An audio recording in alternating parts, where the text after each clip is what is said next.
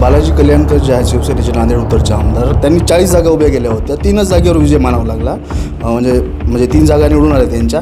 आणि 3 जागेसाठी अशोक चव्हाणांना पाठिंबा दिला भाजपला. 45 जागा त्यांच्याकडे अजून होता. क्रॉप मेंबरसाठी दिला असावा का, म्हणजे कशासाठी? नाही, आता ते नेमकं कशासाठी पाठिंबा दिला मला तरी हे सांगता येत नाही.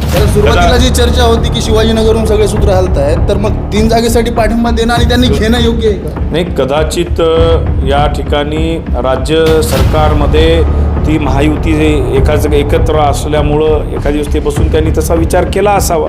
पण आता त्यांनी कशासाठी पाठिंबा द्यायला, ते खरं तर स्वतंत्र राहिले असते, त्यांचं स्वतंत्र अस्तित्व जर राहिलं असतं तर निश्चित एक चांगला संदेश दिला. राहुलजी गांधी यांचा एक सच्चा कार्यकर्ता आहे, काँग्रेसचा एक पाईक आहे आणि मी काँग्रेसमध्ये राहून काँग्रेसच वाढवण्याचं काम करणार आहे.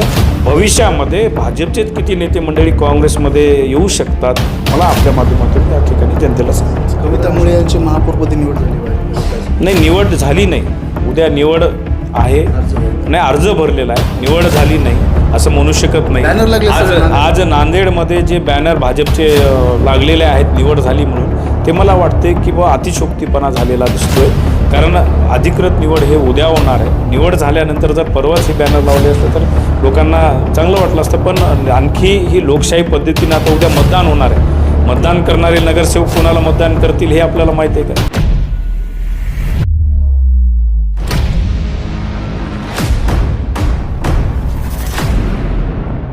नमस्कार, मी दिनेश कुलकर्णी. युवा क्रांती न्यूजमध्ये आपल्या सर्वांचं स्वागत. नांदेड लोकसभेचे काँग्रेसचे खासदार रवींद्र चव्हाण हे भाजपामध्ये प्रवेश करणार असल्याची नांदेड जिल्ह्यामध्ये जोरदार चर्चा सुरू आहे. आपल्यासोबत स्वतः नांदेड लोकसभेचे खासदार रवींद्र चव्हाण आहेत. भाजपमध्ये जाणार असल्याची चर्चा सोशल मीडियावर सुरू आहे आणि जनतेत देखील पसरली आहे. काय प्रतिक्रिया? नाही, कालपासून काही सोशल मीडियावर, फेसबुक पेजवर, काही सोशल मीडियाच्या माध्यमातून एक प्रश्नार्थक असा प्रश्न विचारला जातो आहे की नांदेडचे खासदार भाजपमध्ये जाणार म्हणून. पण मला आपल्या माध्यमातून सर्वांना सांगायचं आहे की ज्या पद्धतीचं देशामध्ये भाजप राजकारण करते हे सर्व जनतेला आता ठाऊक झालेलं आहे. मागच्या आठवड्यामध्ये जेव्हा संसदेचं अर्थसंकल्प अधिवेशन होतं, राष्ट्रपतीच्या अभिभाषणावर आभार व्यक्त करण्यासाठी जेव्हा आमचे नेते, विरोधी पक्षनेते माननीय राहुलजी गांधी जेव्हा संसदेमध्ये उभा राहिले, त्यांना बोलू दिलं गेलं नाही. देशाच्या सुरक्षेचा महत्त्वाचा प्रश्न त्यांच्या भाषणामधून ते मांडत असताना वारंवार त्यांना रोखण्यात आलं, त्यांना बोलू दिलं गेलं नाही. या उलट पंतप्रधान स्वतः येऊन राष्ट्रपतीच्या अभिभाषणावर आभार व्यक्त करण्याच्या ऐवजी आमच्या काँग्रेसच्या काही महिला खासदारावरच ते आरोप करून की काही त्यांच्याकडून अनुचित प्रकारांचा धोका होता म्हणून ते अभिभाषणाला संसदेमध्ये आले नाही. ह्या सर्व गोष्टीवरून आज देशामध्ये भाजप कुठंतरी बॅकफूटवर गेल्याचं चित्र आपल्याला या ठिकाणी पाहायस मिळते. आणि आमच्या काँग्रेसच्या खासदारांना कोण्या ना कोण्या माध्यमातून या ठिकाणी बदनाम करण्याचं षडयंत्र भाजपचे काही मंडळी या ठिकाणी करत आहेत. त्या संसदेमध्ये महिला खासदाराविषयी बोलले. काल माझ्याविषयी तर फेसबुक पोस्टच्या माध्यमातून, सोशल मीडियाच्या माध्यमातून भाजपवासी होणार आहेत म्हणून ते सांगतायत. ही चर्चा निरर्थक चर्चा आहे. त्यांना कुठंतरी तो प्रकार डायव्हर्ट करायचा आहे असं मला वाटतं. कारण नांदेड जिल्ह्यामध्ये जेव्हा काँग्रेस पक्ष अडचणीचा काळ होता, अडचणीच्या काळामध्ये माझे वडील स्वर्गीय खासदार वसंतरावजी चव्हाण यांनी काँग्रेस पक्षाला संजीवनी देण्याचं काम केलेलं आहे. काँग्रेस पक्षाला जिवंत ठेवण्याचं काम या ठिकाणी केलेलं आहे. आणि त्यांचा मुलगा, मी आज खासदार म्हणून नांदेडच्या जनतेने मला या ठिकाणी लोकांची समस्या सोडवण्यासाठी संसदेमध्ये पाठवलेलं आहे. आणि निश्चितच काँग्रेसची विचारधारा पुढे घेऊन जाण्याचं काम मी या ठिकाणी जिल्ह्यामध्ये प्रामाणिकपणे करत असताना काल परवा जी महापालिकेची निवडणूक पार पडली, त्या महापालिकेच्या निवडणुकीमध्ये काँग्रेस आणि वंचित आघाडीने भाजपला एक चांगली फाईट या महापालिकेच्या माध्यमातून दिलेली आहे. आणि आमच्या 8 ते 10 जागा अवघ्या काही मताच्या, म्हणजे 200 ते 250च्या मताच्या फरकाने पडलेल्या आहेत. आणि काँग्रेसची परिस्थिती आज वरचीवर जिल्ह्यामध्ये चांगली होत असताना जनतेमध्ये संभ्रम निर्माण व्हावा, येणाऱ्या जिल्हा परिषद निवडणुकीमध्ये जनतेमध्ये संभ्रम निर्माण करण्याचा प्रकार आहे असं मला या ठिकाणी वाटते. मी काँग्रेस सोडून कधी जाणार नाही. मी माननीय राहुलजी गांधी यांचा एक सच्चा कार्यकर्ता आहे, काँग्रेसचा एक पाईक आहे आणि मी काँग्रेसमध्ये राहून काँग्रेसच वाढवण्याचं काम करणार आहे. भविष्यामध्ये भाजपचेच किती नेते मंडळी काँग्रेसमध्ये येऊ शकतात, मला आपल्या माध्यमातून या ठिकाणी जनतेला सांगायचं. खरं तर अशोक चव्हाण जे आहेत ते काँग्रेसमध्ये असताना मला वाटते 72 जागेवर महानगरपालिका त्यांच्याकडे होती आणि आता 45 जागेवर समाधान मानावं लागेल. खरं तर भाजपमध्ये अशोकरावजी चव्हाण साहेब जेव्हा काँग्रेसमध्ये होते तेव्हा जनतेने त्यांच्यावर विश्वास ठेवून 72 जागी या ठिकाणी काँग्रेसला निवडून दिलं होतं. पण आज बघताय की 45 जागा त्या ठिकाणी भाजपला निवडून आल्या आणि त्याचीच वाहवा ते करून घेताना दिसत आहेत भाजपवाले.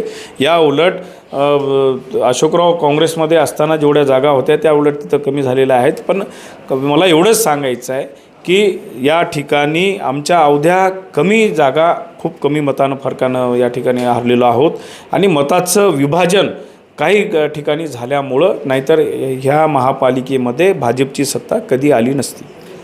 बालाजी कल्याणकर जे आहेत शिवसेनेचे नांदेड उत्तरचे आमदार, त्यांनी 40 जागा उभ्या केल्या होत्या. 3च जागेवर विजय मानावा लागला. म्हणजे 3 जागा निवडून आल्या त्यांच्या आणि 3 जागेसाठी अशोक चव्हाणांना पाठिंबा दिला भाजपला. 45 जागा त्यांच्याकडे असून सुद्धा क्रॉप मेंबरसाठी दिला असावा का, म्हणजे कशासाठी नाही? आता ते नेमकं कशासाठी पाठिंबा दिला मला तरी हे सांगता येत नाही. कारण सुरुवातीला जी चर्चा होती की शिवाजीनगरहून सगळे सूत्र हलत आहेत, तर मग 3 जागेसाठी पाठिंबा देणं आणि त्यांनी घेणं योग्य आहे का? नाही, कदाचित या ठिकाणी राज्य सरकारमध्ये ती महायुती एकत्र असल्यामुळं एखाद्या दिवस ते बसून त्यांनी तसा विचार केला असावा. पण आता त्यांनी कशासाठी पाठिंबा द्यायला, ते खरं तर स्वतंत्र राहिले असते, त्यांचं स्वतंत्र अस्तित्व जर राहिलं असतं तर निश्चित एक चांगला संदेश गेला असता असं मला वाटतं. बरं, आता म्हणजे आता हे केंद्रातलाच विषय आहे आणि तुमची जी अफवा उठवली जाते भाजपमध्ये जाणार आहात म्हणून, खरं तर नागेश पाटील आष्टीकर यांची देखील अफवा मागे उठवली होती.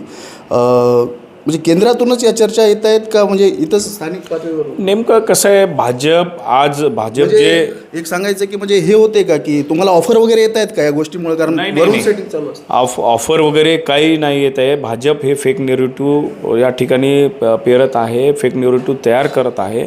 मी आत्ताच आपल्याला म्हणल्याप्रमाणे आमचे नेते राहुलजी गांधी ज्या प्रकारे भाजपला कोंडीत पकडण्याचा प्रयत्न करतायत, पंतप्रधानांना कोंडीत पकडण्याचा प्रयत्न करतायत, निश्चितच राज्य लेवल असेल किंवा नॅशनल लेवलवरून ही त्यांची पॉलिसी ठरत असेल की बाबा काँग्रेसच्या खासदारांना वेगळ्या वेगळ्या फेक नेरेटिव्हमध्ये अडकवण्याचं, वेगळ्या वेगळ्या प्रकरणामध्ये अडकवण्याचं हे त्यांचे प्रयत्न असू शकतात.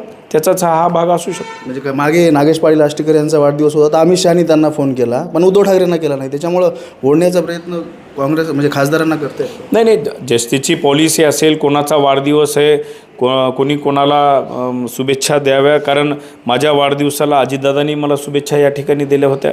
पण शेवटी फेक नेरेटिव्ह तयार करून कुठंतरी त्या पॉलिसीला, म्हणजे त्या विषयाकडून लोकांचं मन वेगळी दुसरीकडे वळवणं, हे भाजपला या ठिकाणी करण्याचा प्रयत्न भाजप करते असं मला या ठिकाणी म्हणायचं. कविता मुळे यांची महापौरपदी निवड झाली भाजप? नाही, निवड झाली नाही.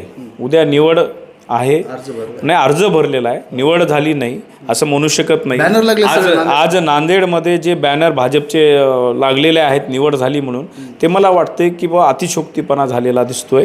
कारण अधिकृत निवड हे उद्या होणार आहे. निवड झाल्यानंतर जर परवाच हे बॅनर लावले असलं तर लोकांना चांगलं वाटलं असतं. पण आणखी ही लोकशाही पद्धतीने आता उद्या मतदान होणार आहे. मतदान करणारे नगरसेवक कोणाला मतदान करतील हे आपल्याला माहिती आहे का? उमेदवारी अर्ज किती आले भाजपचे? आता ते मला काही माहीत नाही तेवढं. भाजपचे एक असेल. काँग्रेसने या ठिकाणी आम्ही उमेदवारी अर्ज भरलेला आहे महापौर पदासाठी आणि वंचितनं उपमहापौरपदासाठी. नक्कीच आपण पाहू शकतो. हे होते नांदेड लोकसभेचे खासदार रवींद्र चव्हाण. मी काँग्रेस पक्षाच्या विचारधारेवर चालणारा नेता आहे आणि राहुल गांधी असे प्रामाणिक आहे, अशी प्रतिक्रिया रवींद्र चव्हाण यांनी दिलेली पाहायला मिळते. दिनेश कुलकर्णी, युवा क्रांती न्यूज.